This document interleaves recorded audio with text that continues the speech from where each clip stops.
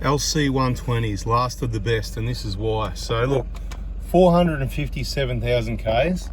This is typically where these things are now. Hey, nice head unit upgrade, by the way. Isn't that beautiful? And that's the sort of thing you do. I mean, if you pick up, this is like a 10 grand car, right? Now, it's been in the family, handed down in the family for the last few years.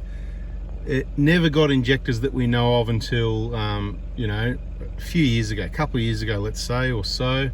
It got wheel bearings, they were like collapsing recently. It just got the BFE job done, so they're spending some money on it.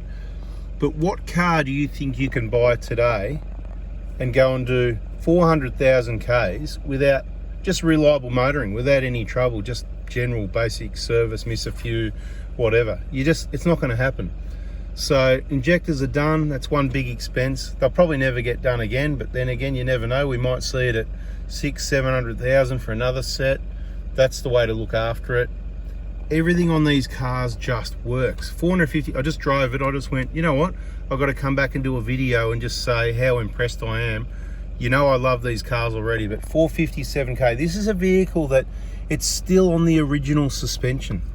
It still drives. I mean, I can tell you now, the dampers will be stuffed, right? They'll be stuffed at 300,000, but it drives great. The engine's good, the transmission's good. Probably do with a transmission flush will help it and help it last longer. But if you've done 457K, why not get to 1,000,000 Ks? Keep looking after it. Like I said, he's ticking this off. Next will probably be suspension. There's going to be other things, and once he gets back on track, the big costs will settle. It'll be just service. Keep all the injector and BFE and wheel bearings and suspension replacements spread out, and it's just not so big expense and seldom, if you know what I mean. Much cheaper than going and spending 100 grand on a new Prado that, in my opinion, you're just not going to have trouble-free motoring with those vehicles. It's not even opinion, it's fact of the matter. Unless you're lucky. People don't need to be lucky in these. Everybody's one of these. They just drove it down the road and they didn't have any problems until the wrong people started working on the car, which most people were lucky with that as well and didn't have any issues anyway. People wreck things. That's what causes problems. Aftermarket parts, wrong people working on the cars.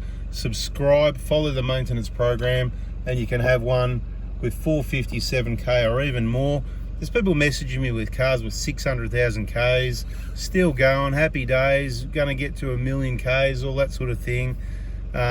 So look, whatever, right? I'm impressed. I'm just going, what an amazing vehicle. When I came into the auto industry, we're talking around XF Falcons, EA Falcons, and what a pile of crap they were comparison to this. 40,000 K repairs, 20,000 Ks even, 60,000, 80,000. Back then when money was worth more, you know, there's 3 grand repairs at 80,000 Ks, you know, cars they got better, but these cars are just amazing. I know this was a few years after that, it was 10 years later, but even the Toyotas before this were much better than that.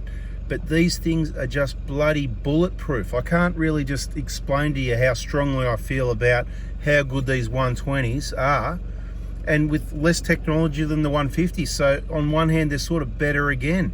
But, you know, the 150s have got their advantages. And of course, we like both. They're still last of the best. But just amazing. There it is. Bada bing, bada boom. I'll shut up now and catch you on the next video.